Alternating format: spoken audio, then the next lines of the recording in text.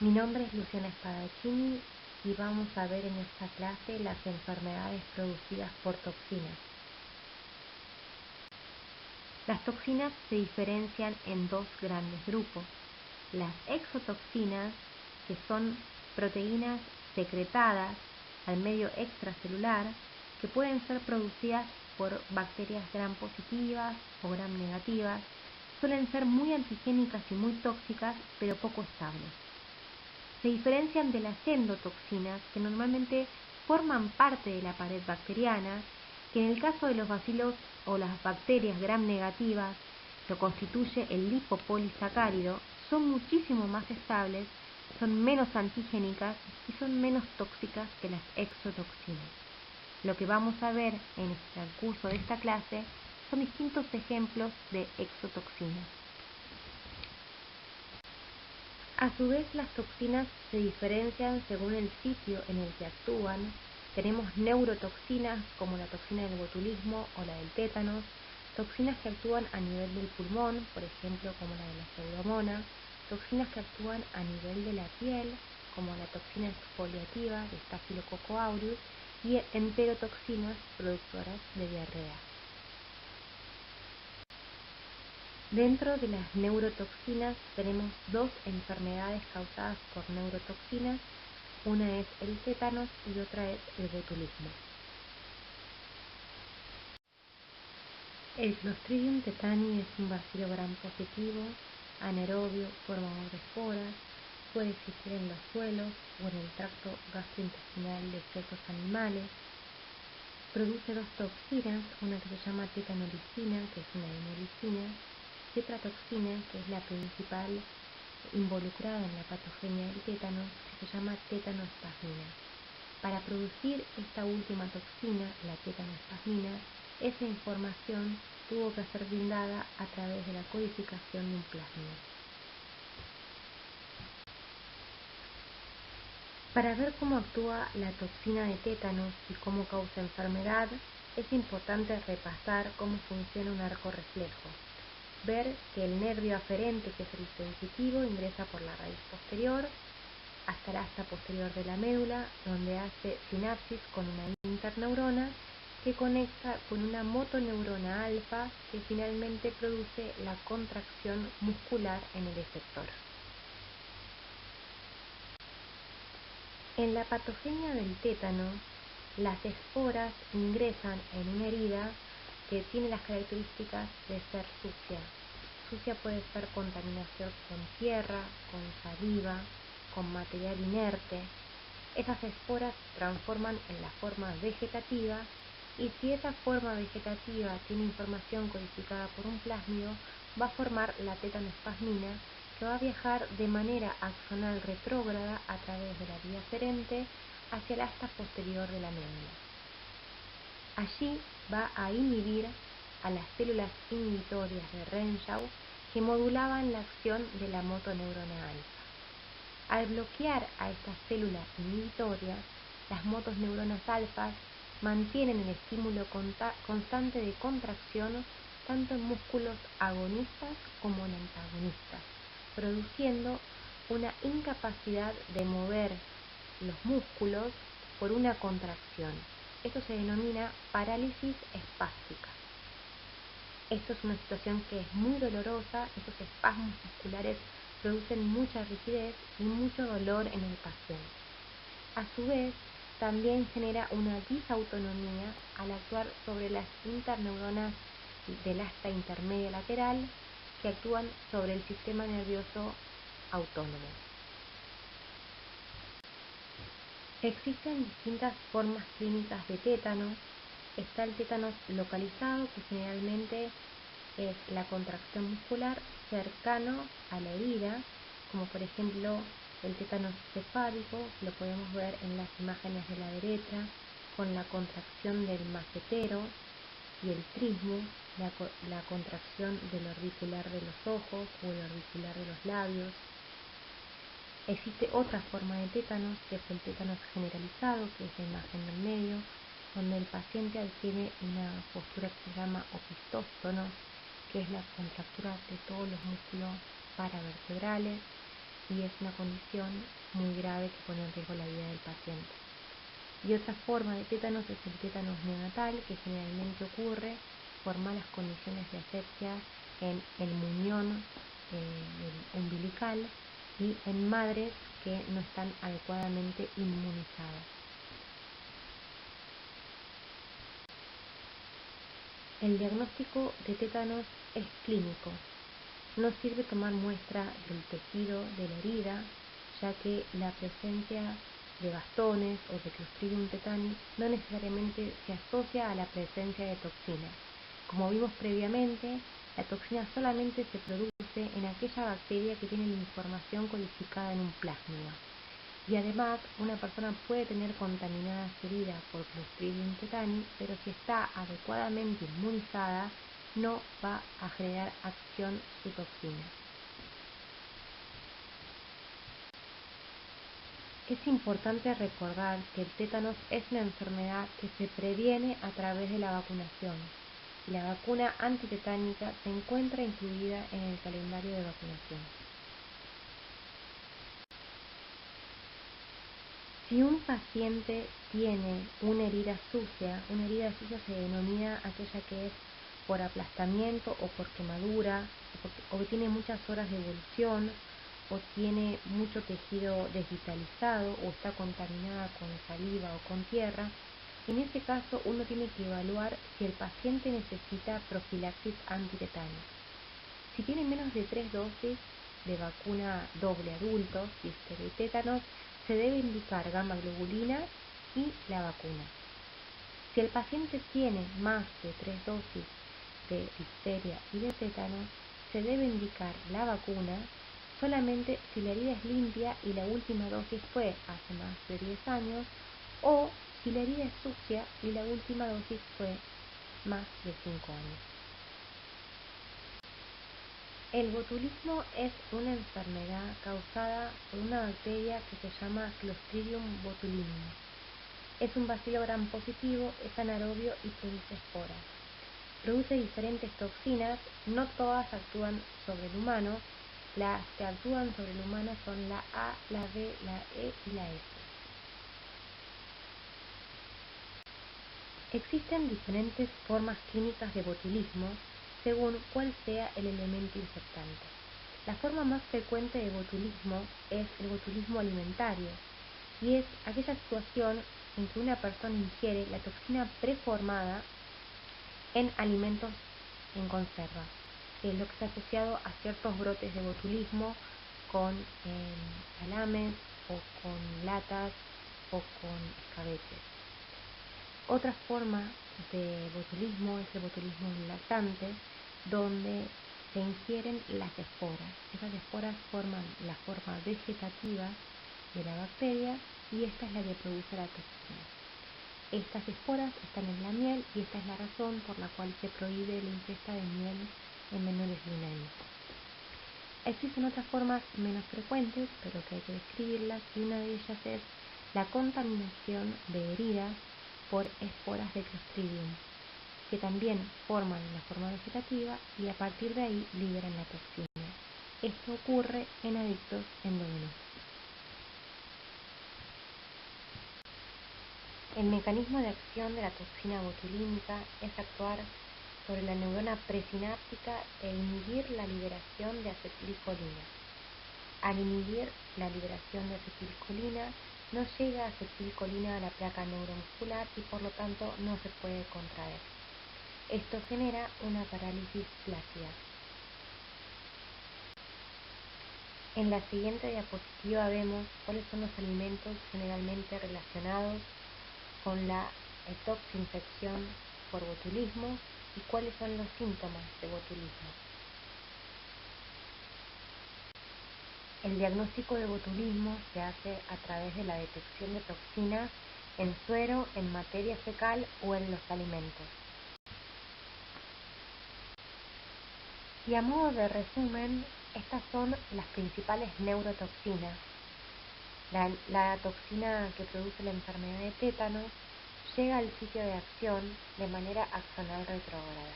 El sitio de acción son las neuronas inhibitorias, las células de Renshaw, y lo que hace esta neurotoxina es inhibir la liberación de GABA o de glicina y produce la parálisis espástica. La neurotoxina del botulismo llega a su sitio de acción a través de la sangre. El sitio de acción es la placa neuromuscular y, como recuerdan, inhibe la liberación de acetilcolina, produciendo una parálisis flácida.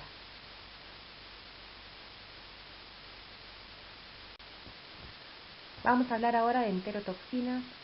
Las enterotoxinas son toxinas producidas por ciertas bacterias que producen diarrea.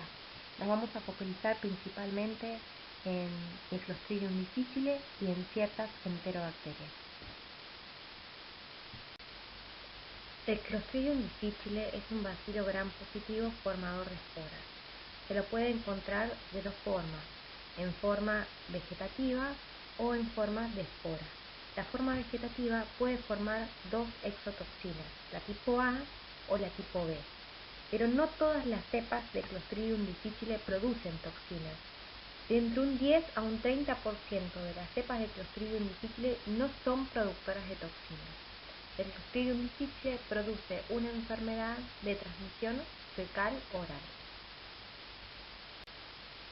Los factores de riesgo para adquirir Clostridium difficile son el uso de antibióticos, las edades avanzadas de la vida, la inmunosupresión o el uso de bomba de protones. Para ver cómo ocurre la patogenia de esta enfermedad, es importante saber que para que se altere la flora normal y se produzca la colonización por Clostridium difficile, tienen que haber algunos de los factores de riesgo que mencionamos previamente, como por ejemplo el uso de antibióticos. Una vez que el Clostridium difficile coloniza, la forma vegetativa produce, si es una cepa toxigénica, las toxinas. Esas toxinas, la A y la B, modifican las uniones intercelulares, producen apoptosis y producen inflamación, generando una pseudomembrana y la muerte celular. Esto se traduce en el paciente con la presencia de diarrea. Lo que vemos del lado de la izquierda es una endoscopía donde la mucosa normal se ve de un color rosa o naranja y lo que se ven son unas placas blancas que son las pseudomembranas. Las pseudomembranas son áreas de necrosis y de inflamación y de detritos celulares ocasionados por la toxina. En el extremo derecho superior lo que vemos es una pieza de necropsia. Lo que vemos también ahí son las áreas blanquecinas, hablan de la pseudomembrana y de las áreas de necrosis. Y por la parte de abajo lo que vemos es una radiografía. Normalmente en la radiografía el aire se ve como negro y lo que podemos apreciar es que todo el colon se encuentra dilatado y esto es una de las complicaciones que puede tener la infección por Clostridium difficile, que se llama megacolon tóxico. Es la dilatación del colon, ¿sí?, con la sobreproducción de bacterias y eso puede llegar eventualmente a una perforación y a una peritonitis. El diagnóstico de certeza de diarrea por Clostridium difficile es la detección de la toxina. Otra forma de hacer diagnóstico es detección del antígeno, pero la detección del antígeno habla de que el paciente tiene la bacteria. No necesariamente esa bacteria es productora de toxina, porque como vimos al inicio, entre un 10 a un 30% de los Clostridium difficile no producen toxina. Y por otro lado, también existe el diagnóstico a través de la anatomía patológica. Como dijimos, el diagnóstico de elección es la detección de la toxina, pero hay otra forma que es la detección del antígeno. El antígeno es una enzima que está presente en la bacteria, que es la glutamato deshidrogenasa, y ese antígeno puede ser negativo o positivo. Cuando el antígeno es negativo y la toxina es negativa, uno descarta el diagnóstico. Pero cuando el antígeno es negativo y la toxina es positiva, ese resultado que es discordante hay que confirmarlo por una técnica molecular. Cuando el antígeno es positivo y la toxina es positiva, el diagnóstico ya está confirmado. El paciente tiene la bacteria y produce la toxina. Ahora, Si el antígeno es positivo y la toxina es negativa, una de las posibilidades es que sea una cepa que no produce toxinas. Otra de las posibilidades es que la muestra haya sido tomada con un medio con baja sensibilidad. Por eso, cuando el resultado es discordante, hay que hacer una técnica molecular. Vamos a hablar ahora de enterobacterias que producen toxinas y que producen enfermedades que se transmiten por la contaminación de agua o de alimentos. Estas enterobacterias son la Escherichia coli enterotoxigénica y la Escherichia coli enteromorrágica. La Escherichia coli enterotoxigénica es una bacteria que se adhiere al intestino delgado. Allí produce dos tipos de toxinas, la termoestable y la termolábil. Estas toxinas aumentan la secreción de cloro e impiden la absorción de sodio. De esta manera, los electrolitos atraen agua y producen una diarrea acuosa. Es la diarrea del viajero. La Escherichia coli enteromorrágica, a diferencia de la enterotoxigénica, se adhiere y borra pero las vellosidades del colon. La toxina que produce es la similgiga y produce una diarrea hemorrágica pero sin fiebre. La toxina de Giga tiene dos partes. Una parte que se une a su receptor, que es el GB3, y otra parte que es la que actúa inhibiendo la síntesis de proteínas, llevando a la muerte celular. Vamos a hablar de la patogenia del síndrome urémico hemolítico. Dijimos que la Escherichia coli enteromorrágica era una enfermedad transmitida por alimentos que producía una toxina, que es la toxina de Giga. Esa toxina de Giga o verotoxina pasa a la sangre y se va a unir a su receptor, que dijimos que era el GB3. Este receptor tiene altas concentraciones a nivel renal. Una vez que se une, a través de la subunidad, inhibe la síntesis de proteínas y produce la lesión de esas células endoteliales, con depósito de plaquetas, lo que se traduce en una trombocitopenia, y esos pequeños coágulos que se forman hacen que los hematíes que circulan por el glomérulo se vayan rompiendo, generando una anemia hemolítica y una insuficiencia renal aguda. Esa es la tríada del síndrome urémico hemolítico: la anemia, la trombocitopenia y la insuficiencia renal. Para hacer diagnóstico de Escherichia coli enteromorrágica, contamos con distintos métodos. Uno de ellos es el cultivo de materia fecal en un medio de McConkey. La Escherichia coli enteromorrágica no degrada el xilitol.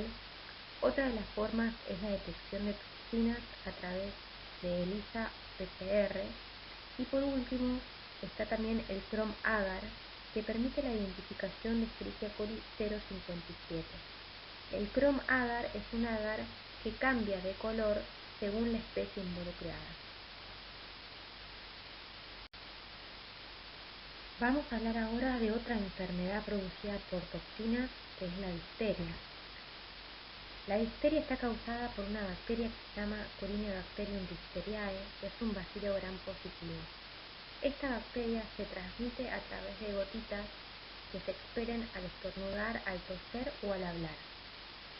Algunas de estas bacterias, algunas Corynebacterium diphtheriae, pueden producir toxinas, pero solamente si tienen la información codificada en un bacteriófago. La toxina tiene una estructura similar a la que vimos en Giga, con una porción A y una porción B.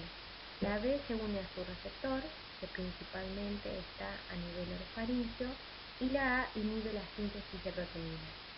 Esa inhibición en la síntesis de proteínas se acompaña de necrosis. Lo que vemos es una faringitis con un exudado que se llama pseudomembrana, que son áreas de necrosis, detritus celulares y restos bacterianos. ¿Cómo causa enfermedad esta bacteria? El Corynebacterium diphtheriae dijimos que se transmite a través de gotitas respiratorias, llega a la orofaringe donde se multiplica e invade y produce su toxina. esa toxina dijimos que inhibía la síntesis de proteína, generando necrosis y la formación de una pseudomembrana. Esa pseudomembrana se puede extender y generar una obstrucción respiratoria y generar también adenopatía, que es lo que se denomina o lo que se ve en la foto como cuello de toro. Y una de esas complicaciones es que la toxina puede producir toxicidad cardíaca y parálisis en el velo del paladar y afectación renal. ¿Cómo hacemos diagnóstico de Corynebacterium difteriae? Bueno, a través de un hisopado faríngeo. Hay que saber que esta bacteria crece en medios especiales como es el Loeffler o el Tyndale, y para la detección de toxinas se pueden utilizar el enzima inmunoensayo, la PCR o el test de Leck.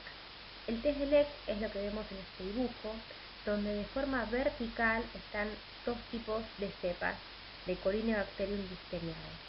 Del lado de la izquierda, la que produce toxina, y del lado de la derecha, la que no lo produce. Y de forma horizontal lo que hay es un suero antitoxina. Por eso podemos ver que del lado de la izquierda se aglutinan la toxina y el suero antitoxina, que es lo que da esa imagen en cruz. Es importante mencionar que la difteria es una enfermedad inmunoprevenible que se previene a través de la vacunación y que la vacunación de difteria está dentro del calendario nacional.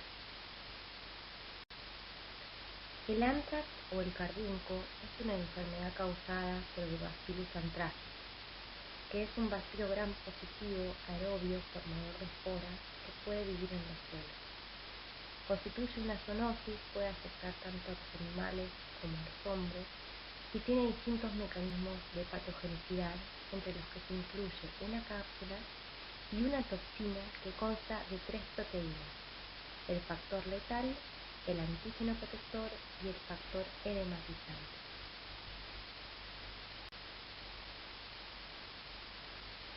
En condiciones de oxígeno, las formas vegetativas forman esporas, y esas esporas pueden infectar tanto al hombre como a los animales. Existen 3 formas de contagio. Una de ellas es la forma cutánea, que generalmente es por el contacto con animales o con restos de animales como la piel o el cuero de animales que están infectados.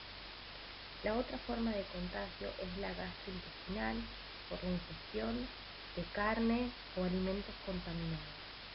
Y por último, la otra forma de infección en el hombre es la pulmonar, por la inhalación de las esporas de anthrax. Las formas vegetativas de Bacillus anthracis que residen en el suelo, en condiciones de oxígeno, forman esporas. La transmisión en animales se produce normalmente por ingestión.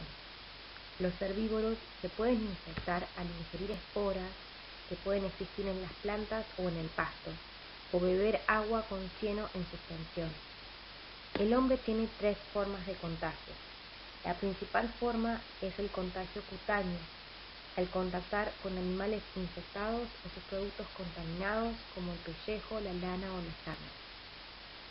Otra forma de contagio es la inhalatoria. Esto puede estar asociado a procesos como el curtimiento de pieles o el tratamiento de la lana. Y otra forma más de contagio en el hombre es a través de la ingestión de esporas al consumir carne procedente de animales infectados. Después de la exposición, ya sea inhalatoria, cutánea o gastrointestinal de la espora, se forma en el cuerpo la forma vegetativa con sus factores de virulencia, entre ellos los componentes de la toxina. El antígeno protector se liga a los receptores celulares y forma un anillo heptámero en la superficie de la célula a la que se adhieren los otros 2 factores. A continuación se produce la endocitosis y los factores de virulencia pasan al interior de la célula. El factor edematizante, una vez en el interior de la célula, activado por la calmodulina, aumenta la producción de una molécula mensajera que es el AMP a niveles anormales.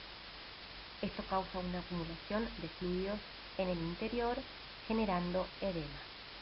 El factor letal lo que hace es modificar un fragmento de una citoquina que se llama MAPK, que tiene un papel crucial en el reclutamiento de células del sistema inmunológico y eventualmente lleva a la necrosis celular.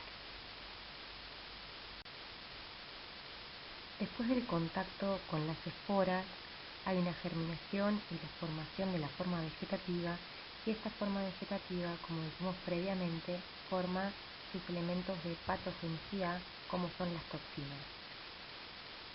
Entre ellas estaban el antígeno protector y eventualmente el factor edematizante y el factor letal, que son los que producen el daño, ya sea por el acúmulo de líquidos o por producir una modificación en la respuesta inmune que finalmente llevan al shock y a la muerte. Esta afectación de los macrófagos, que son los que llevan las bacterias en su interior, se traduce en una linfadenitis hemorrágica que puede tener afectaciones a nivel de todos los tejidos, como pueden ser las meninges, como pueden ser a nivel pulmonar, y también producir septicemia, shock y muerte. Para hacer diagnóstico, por ejemplo, de una lesión en la piel, uno puede hacer un cultivo de sangre de una escarificación de la piel, pero esto puede hacerlo en cualquiera de los tejidos afectados, donde se puede ver la presencia de bacillos gram positivos en cadena. Para la detección de toxinas, uno utiliza otros métodos como el ELISA. Es importante recordar que existe una vacuna que contiene el antígeno protector purificado y está indicada en personas cuya actividad laboral las expone al Bacillus anthracis. Staphylococcus aureus es una bacteria que produce, como pueden ver, una gama muy importante de toxinas. Vamos a ver algunas toxinas y después las vamos a volver a ver cuando veamos infecciones de piel y partes blandas. La leucocidina de Phantom Valentine es una toxina citolítica formadora de poros.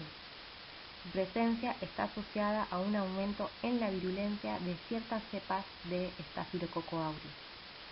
Esta toxina está presente en la mayoría de las cepas de Staphylococcus aureus meticilino resistentes de la comunidad.